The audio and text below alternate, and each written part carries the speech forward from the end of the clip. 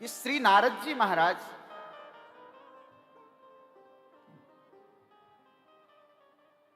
बद्रिका आश्रम में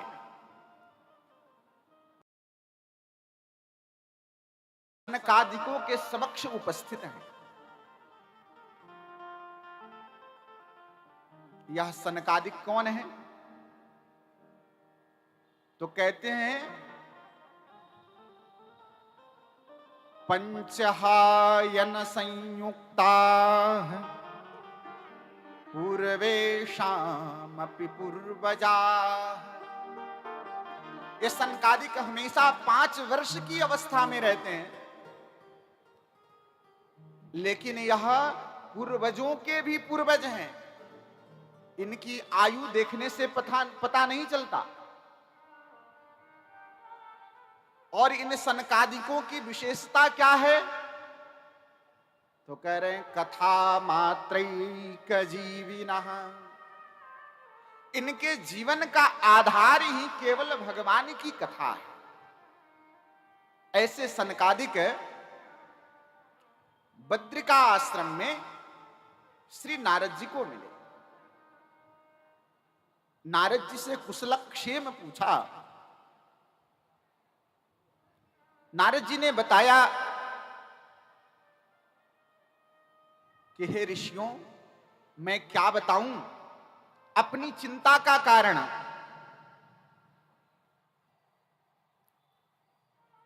मैं आपके समक्ष अपनी व्यथा निवेदन कर देना चाहता हूं। श्री नारद जी महाराज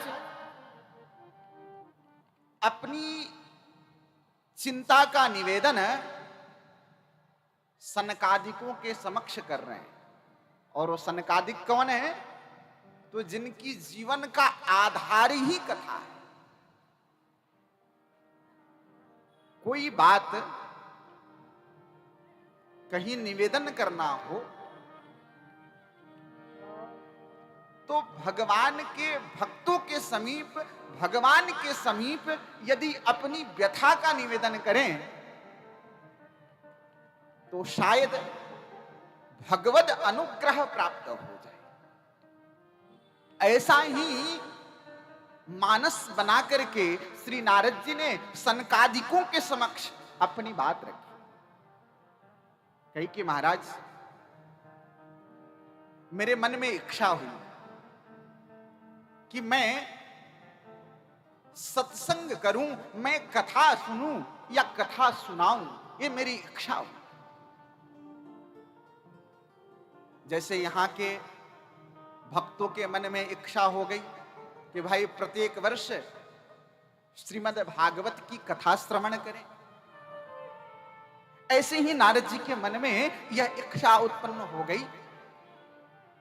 नारद जी कहते हैं अहम तो पृथ्वीं यातो ज्ञात्वा सर्वोत्तमामिति। अब बता रहे हैं कि नारद जी कहां कहां गए। पुष्करम च प्रयागम च काशीम गोदावरीम तथा। कहे मैं पुष्कर गया, पुष्करम च प्रयागम च, मैं प्रयाग में गया जहां गंगा यमुना सरस्वती की त्रिवेणी है, संगम है। मैं वैसे तीर्थों में गया। काशीम गोदावरीम तथा, मैं काशी में गया, मैं गोदावरी के तट पर गया। केवल इतना ही नहीं गए, अहम तो पृथ्वीं यातो ज्ञात्वा सर्वोत्तमामितिम पुष्करम च प्रयागम च काशीं गोदावरीं तथा। हरिक्षेत्रम कुरुक्षेत्रम श्रीरंगम सेतुबंधनम। करें कि मैं हरिक्षेत्र में गया, मैं हरिद्वार में गया। हरिक्षेत्रम कुरुक्षेत्रम, मैं कुरुक्षेत्र में गया जहां पर भगवान श्री कृष्ण गीता का उपदेश दिए, ऐसे पावन भूमि कुरुक्षेत्र में गया। हरिक्षेत्रम कुरुक्षेत्रम। और कहां गए? तो कहे कि मैं रामेश्वर गया। एवमादिषु तीर्थेषु भ्रममाणः इतस्ततः। कह रहे हैं कि इतने बड़े बड़े मैं प्रसिद्ध तीर्थों में गया। सनकादिकों ने कहा, ये तो अच्छी बात है कि तीर्थ यात्रा करनी चाहिए और तीर्थ यात्रा का अनंत लाभ है। कि महाराज, मेरी इच्छा थी कि शायद हो सकता है कि नगर में व्यक्ति घर गृहस्थी में व्यस्त हो, लेकिन तीर्थों में रह रहे संत महात्मा तो सत्संगी होंगे, वह तो भजनानंदी होंगे, उनकी तो इच्छा होगी सत्संग सुनने की, तो मैं इसलिए तीर्थों का भ्रमण किया। लेकिन मुझे एक भी व्यक्ति सत्संग करने वाला नहीं दिखाई पड़ा। एवमादिषु तीर्थेषु भ्रममाणः इतस्ततः नापश्यम कुत्रचित् धर्म मनः संतोषकारक। करें कि मैंने कहीं पर भी धर्म नहीं दिखा। मैं तीर्थों में भी गया, लेकिन तीर्थों में जाने पर मुझे धर्म दिखाई नहीं पड़ा। न कुत्रचित् धर्मः मनः संतोषकारकम। मन को संतोष मिले ऐसा धर्म कहीं दिखा नहीं मुझे। मनः संतोषकारकम। कहे कि मैं सब जगह देखा तो संसार की बड़ी विचित्र स्थिति मुझे दिखाई पड़ी। क्या दिखा आपको? तो आश्रमाः यवनैरुद्धाः।